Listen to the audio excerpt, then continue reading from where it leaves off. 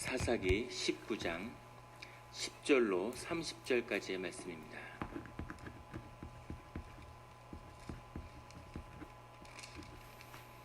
사사기 19장 10절로 30절까지의 말씀입니다.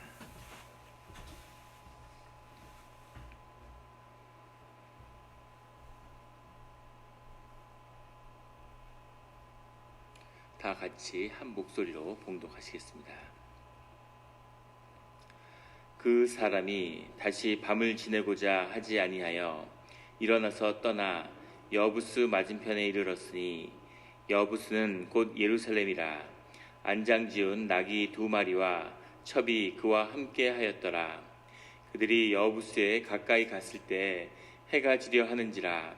종이 주인에게 이르되 청하건대 우리가 돌이켜 여부스 사람이 이 성읍에 들어가서 유숙하십시다 하니, 주인이 그에게 이르되 우리가 돌이켜 이스라엘 자손에게 속하지 아니한 이방 사람의 성읍으로 들어갈 것이 아니니 기브아로 나아가리라 하고, 또 그 종에게 이르되 우리가 기브아나 라마 중 한 곳에 가서 거기서 유숙하자 하고, 모두 앞으로 나아가더니 베냐민에 속한 기브아에 가까이 이르러 해가 진지라.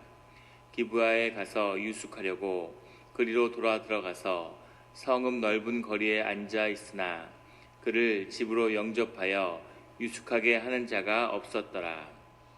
저녁 때 한 노인이 밭에서 일하다가 돌아오니 그 사람은 본래 에브라임 산지 사람으로서 기브아에 거류하는 자요, 그곳 사람들은 베냐민 자손이더라.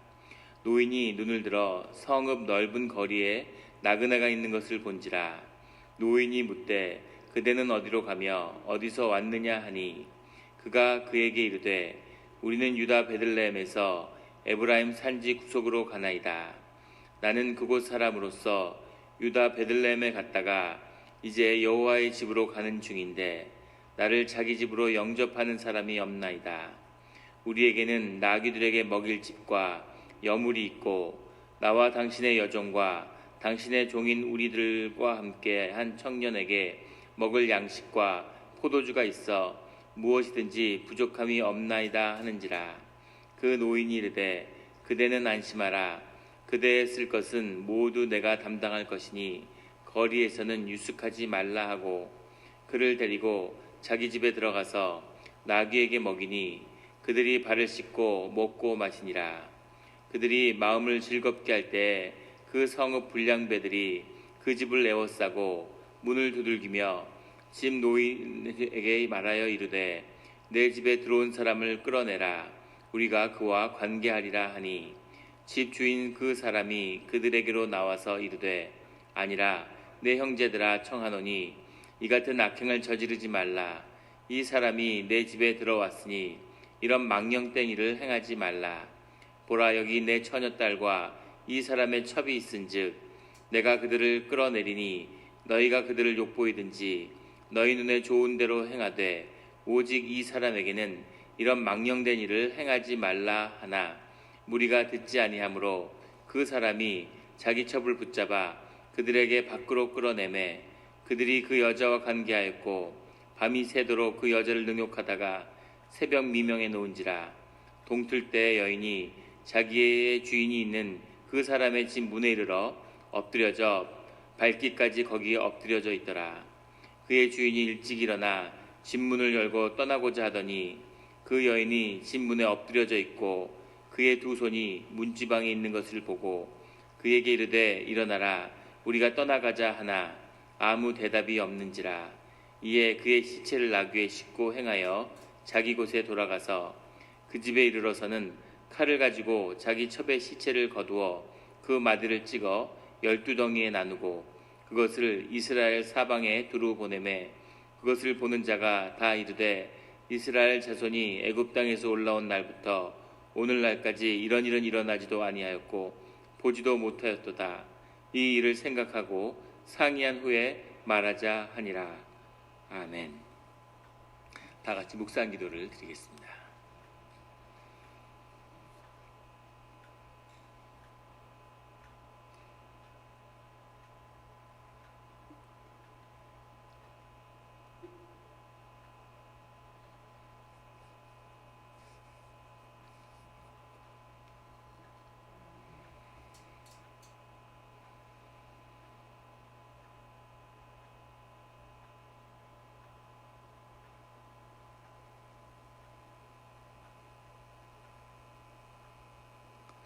하나님 아버지 감사합니다.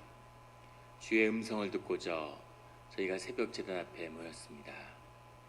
우리 마음의 기도와 우리 마음의 묵상이 주님께 연락되기를 원합니다. 감사드리며 예수 그리스도의 이름으로 기도드렸습니다. 아멘.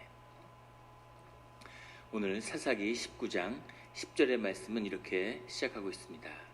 그 사람이 다시 밤을 지내고자 하지 아니하여 일어나서 떠나 여부스 맞은편에 이르렀으니, 그 레위 사람이 이제 자신의 첩을과 화해하고 다시 자신이 살던 에브라임의 산지로 돌아가려고 하는데, 그때 이 베들레헴에서 떠나려고 하는 3일을 지내고 떠났어야 되는데 4일째 5일째까지 있다가 왜 5일째는 기필코 이렇게 떠났을까, 왜 이렇게 급히 길을 재촉하게 되었을까 하는 겁니다.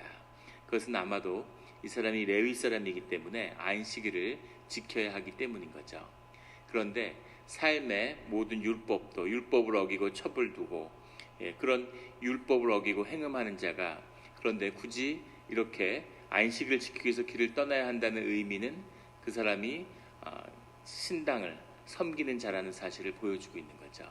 그것이 죄이고 그것이 일이기 때문에 이렇게 하나님의 뜻과 율법은 지키지 않지만 성전일은 또 봐야 되니까, 그러니까 이제 집으로 돌아갈 수밖에 없는 거죠.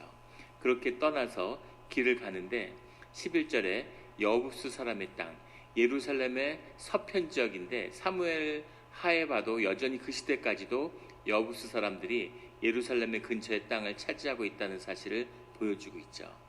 정복돼야 되고 내보냈어야 하는 여부스 사람들이 여전히 예루살렘 지역에 있는데, 이 레위 사람이 또 여부스는 이방의 족속이기 때문에 여부스 땅에는 묵을 수 없다 이렇게 얘기하면서 기브아 땅에, 베냐민 지파의 기브아 땅에 유숙하겠다고 이야기하는 겁니다.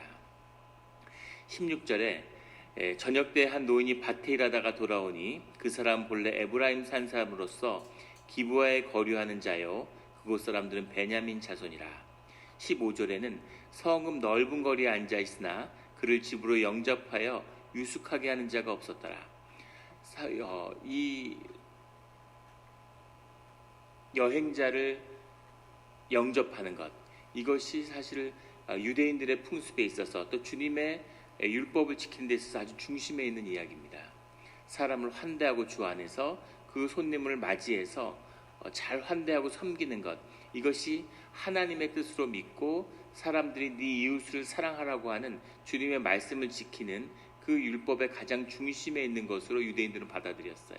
그런데 그 넓은 거리라는 건 광장이죠. 보통은 성 앞이거나 그 앞에 모여서 재판도 하고 총회도 갖고 하는 광장에 앉아 있는데, 이방인이 같은 이스라엘 족속에 앉아 있는데 아무도 자기 하는 자가 없었다는 거죠.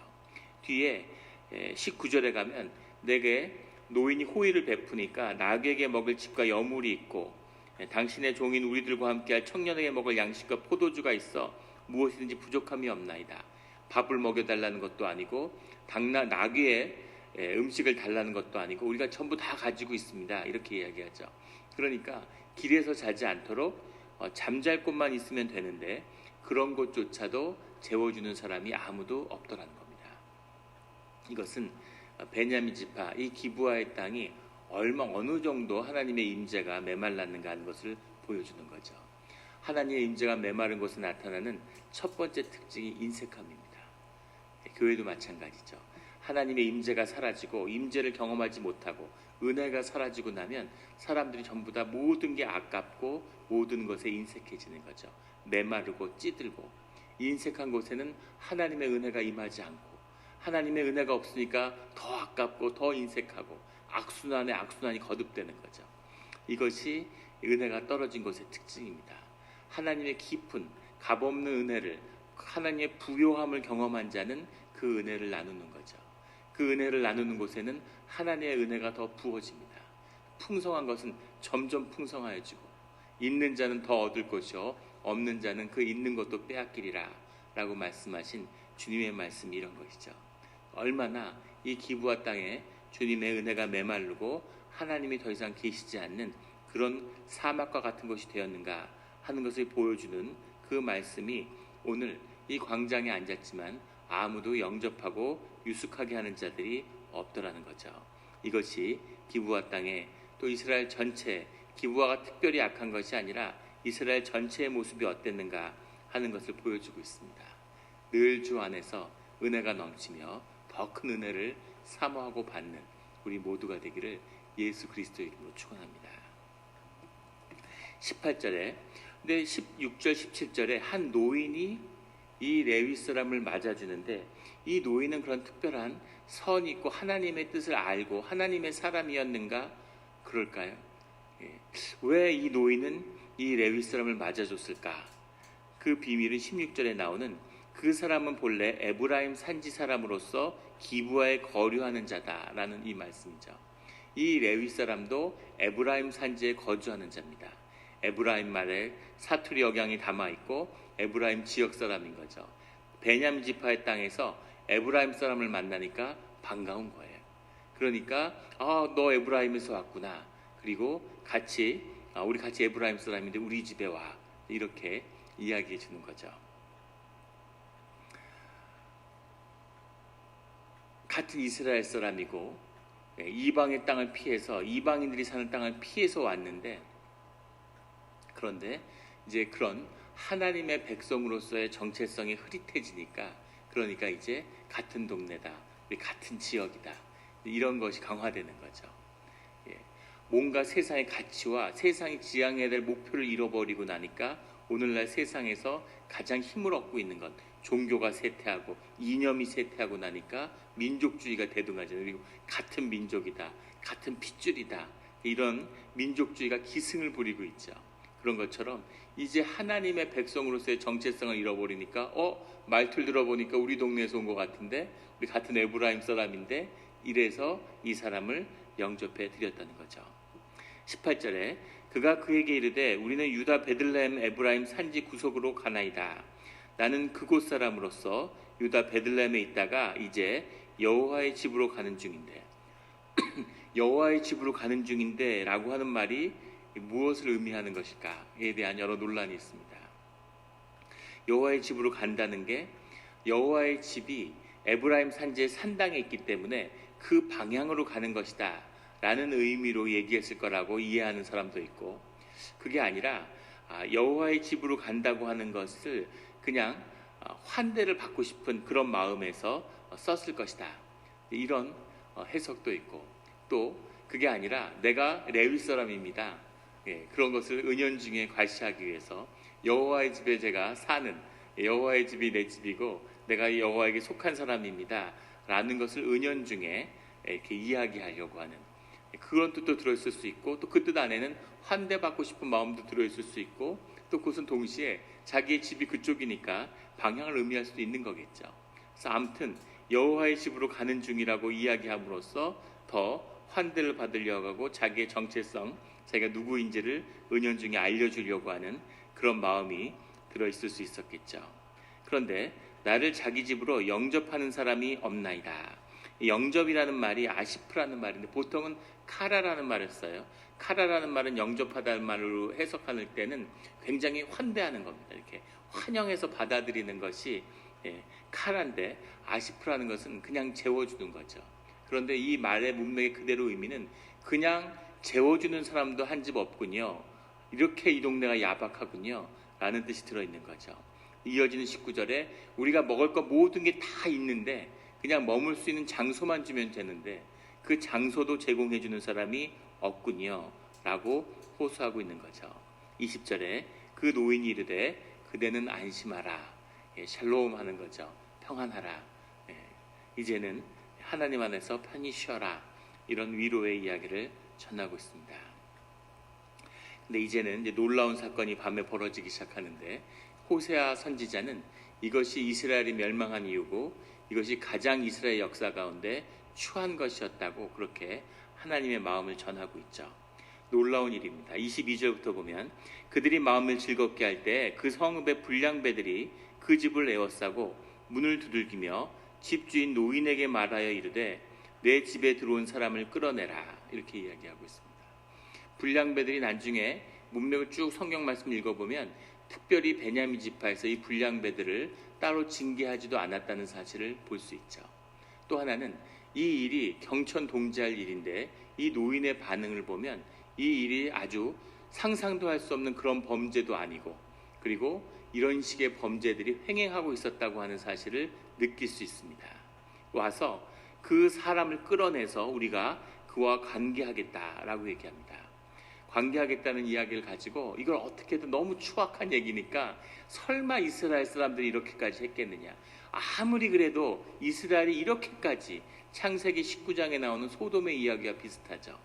역사학자들 중에는 이 창세기 소돔에 대한, 소돔이 가장 악하고 하늘의 벌을 받은 도시인데 그 악함의 상징인데, 소돔과 고모라 그러면 인간악의 상징인데, 하도 이 베냐민이 지파를 진멸한 이야기가 충격적이기 때문에 베냐민 지파를 그렇게까지 할 수밖에 없었던 이유는 베냐민 지파의 기부화가 소돔과 다를 바가 없었다는 사실을 강조하기 위해서 그 전설같이 내려오는 창세기 이야기를 다시 한번 인용한 것일 것이다.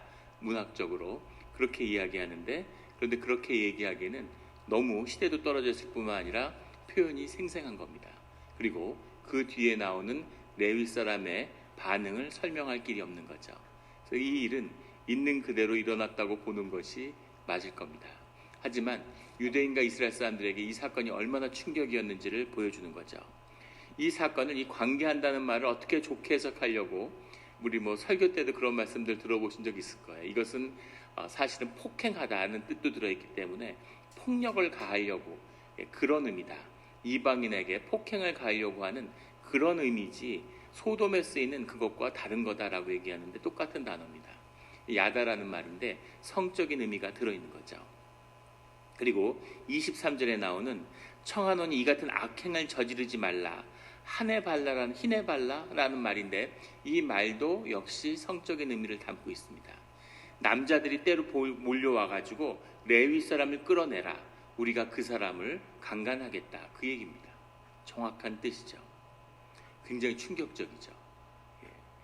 동성애를 유대인들은 정말 굉장히 혐오하는데 그리스 문화도 아니고 유대인의 문화, 그것도 예루살렘에서 멀지 않은 이곳 땅에서 사람들이 이렇게 때로 이런 것을 요구할, 이런 일이 과연 정말 이스라엘 가운데 있을 수 있을까 하는 게 정말 의심이 들 만큼 얼마나 이스라엘이 무너져 있는가 하는 것을 보여주는 거죠.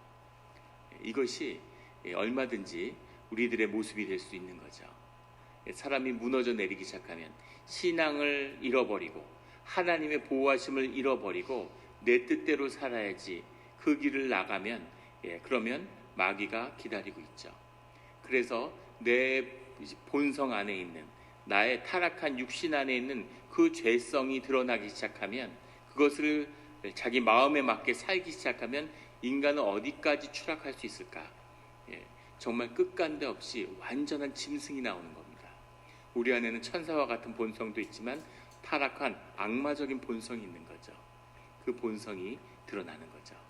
그래서 우상을 숭배하고 하나님을 잃어버린 백성의 그 끝이 무엇인지, 그 막장에 무엇이 기다리고 있는가 하는 것을 보여주는 거죠.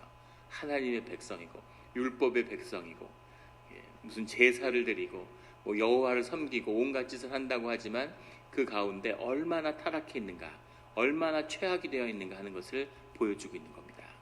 그래서 그 레위 사람을 끌어내서 우리가 전부 다 융간을 하겠다, 이렇게 나와 있는데 그 노인의 반응도 놀라운 것이 24절에 보면 보라 여기 내 처녀딸과 이 사람의 첩이 있은즉 내가 그들을 이끌어내리니 너희가 그들을 욕보이든지 너희네 좋은 대로 행하되 오직 이 사람에게는 이런 망령된 일을 행하지 말라.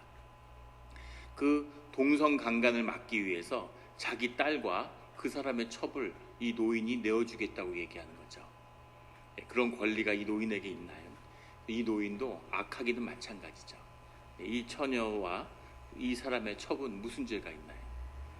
그래서 악을 악으로 맞서는, 악을 악으로 갚는 이런 최악의 모습이 드러나고 있는 거죠. 이것도 더할 말 없이 아주 악한 행동입니다. 악과 악이 드러나는 거죠. 누가 더 악한지 가늠하기 힘든 그런 모습을 보게 되죠. 27절에 그 주인이 일찍 일어나 집 문을 열고 떠나고자 하더니 그 여인이 집 문에 엎드려져 있고 그의 두 손이 문지방에 있는 것을 보고 그 여인이 붙들려 가서 자기 대신에 윤관을 당하고 있는데, 그럼 그 남자가 뭐 쫓아가든지 가서 막지는 못하더라도 그 문 앞에 서서 좀 기다리고만 있었어도, 그래도 26절에 그 여인이 돌아와서 문 앞에 쓰러져서 밤새도록 문 앞에 엎어져 있는 그런 사태는 피할 수 있었겠죠.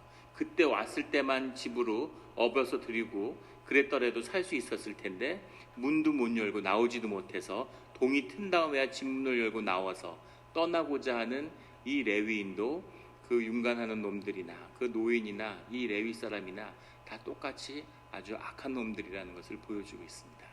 물론 두려웠겠죠.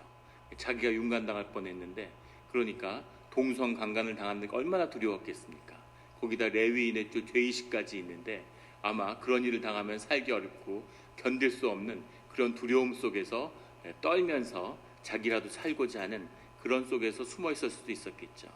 문을 열고 떠나고자 하나 그 여인이 집 문에 엎드려져 있고 그의 두 손이 문지방에 있는 것을 보고, 그의 두 손이 문지방에 있었다는 건 무슨 얘기냐면, 가나안의 풍속 중에는 수많은 정령 신앙이 있는 거죠. 한국도 그렇지. 예전에 보면 뭐 부둣간에 귀신이 있고 뭐 우물가에 귀신이 있고 이런 것처럼, 그래서 그 집을 지켜주고 그 집을 보호해주는 선한 정령들이 있는데, 그 정령들은 전부 문지방 밑에 살면서 그 집을 지켜준다고 하는 그런 파퓰러 릴리전이 있는 거죠.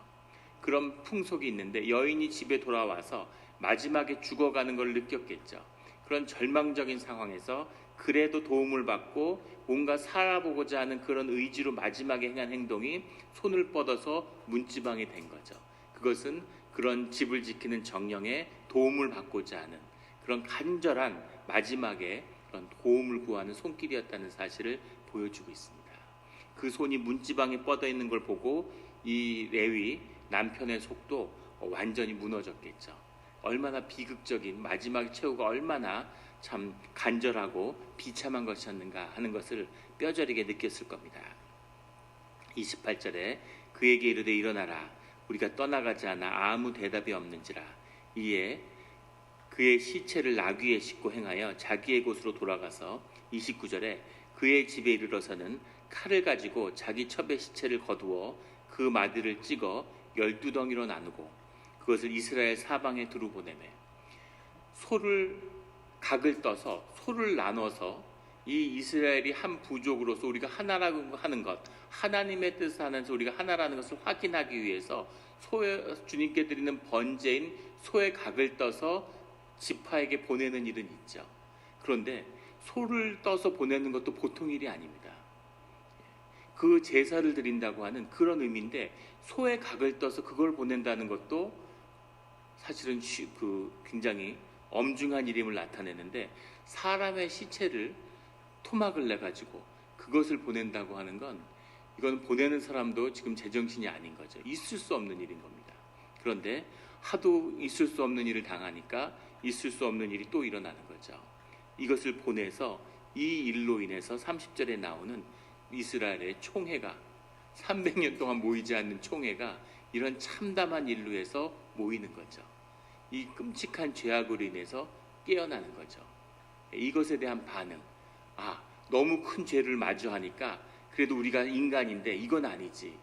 인간의 가장 밑바닥에 있는 인간이 하나님의 형상으로 만들어진 그 최후의 보루인 양심을 가서 건드린 거죠. 그래서 이스라엘이 죄를 향해서 눈을 뜨게 되는 그런 계기가 시작되는 겁니다. 그런데 문제는 하나님의 역사 가운데 하나님의 말씀하신 호사의 음성을 통해 선포된 주님의 뜻을 보면, 이 기브아 땅에서 이런 참담한 일이 일어나는 것을 뿐 아니라 이것은 사실은 작은 것이고, 그리고 베냐민 지파와 이스라엘 전체에게 이 책임을 주님이 물으신다는 거예요. 이 뒤에 나오는 20장에 나오는 모든 사건을 주님이 다 책망하신다는 겁니다. 그러면 이 험한 일을 당하고 자기 부인이 이런 엄청난 일을 당하고 이 횡액을 당한 이 레위 사람의 문제는 무엇이었을까요? 이 레위 사람은 억울한 일을 당했고 복수심에 불타고 있는 거죠.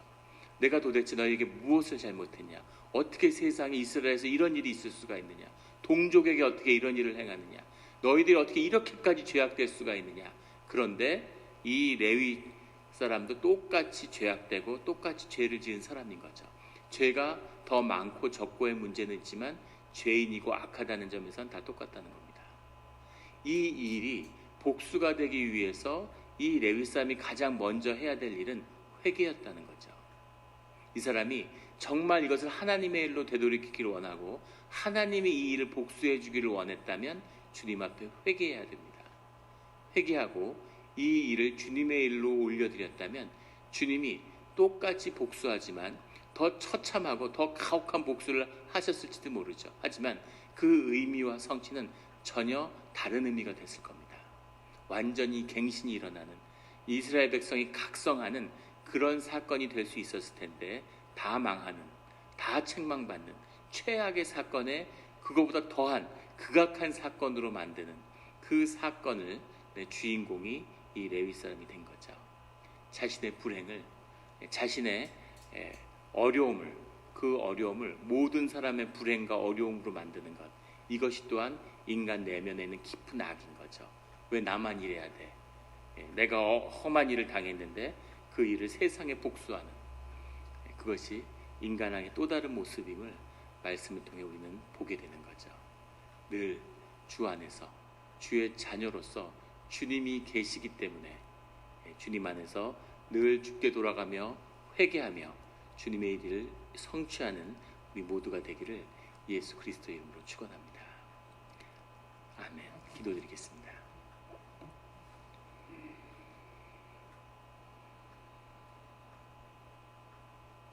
하나님 아버지 감사합니다. 오늘 19장의 말씀은 참 묵상하기 어렵고 감당하기 어려운 그런 말씀입니다. 왜 우리의 심령과 마음이 이렇게 어려울까 생각해 보면 우리 안에 있는 악을 건드리며 우리 내면 깊은 곳에 숨겨놓은 악을 이 말씀이 비추기 때문임을 느끼게 됩니다. 주여 아버지여, 이 악한 종을, 이 악하고 추악한 우리의 내면을 왜 이런 인간들을 위해서, 왜 이런 썩어 문드러진 인간들을 위해서 주님이 죽으셔야 됐고 십자가의 보를 흘리셔야 했는지, 그 아버지의 마음을, 우리가 감당할 수 없는 아버지와 은혜와 사랑을 바라보게 됩니다. 주여 아버지여, 주 안에서 살게 하시고 주 안에서 평화를 누리며 단 한순간도 일생 가운데 호기심으로라도 주 밖으로 나아가는 그런 어리석은 자가 되지 않게 하여 주시옵소서. 우리가 또 부지불식간에 또 이런저런 이유로 죄를 짓습니다. 늘 주님께 회개하며 주님께 돌이키며 주님이 우리를 깨끗게 하시는 주일을 맞이한 다음에는 제8일에 부활의 새로움이 시작되는 그런 우리의 삶과 가는 길이 되게 하여 주시옵소서. 주여 아버지와 모든 억울한 일을 주님께 올려드리며 그것이 주님의 공의를 드러내는 그런 역사가 되게 하여 주시옵소서. 감사드리며 예수 그리스도 이름으로 기도드렸습니다.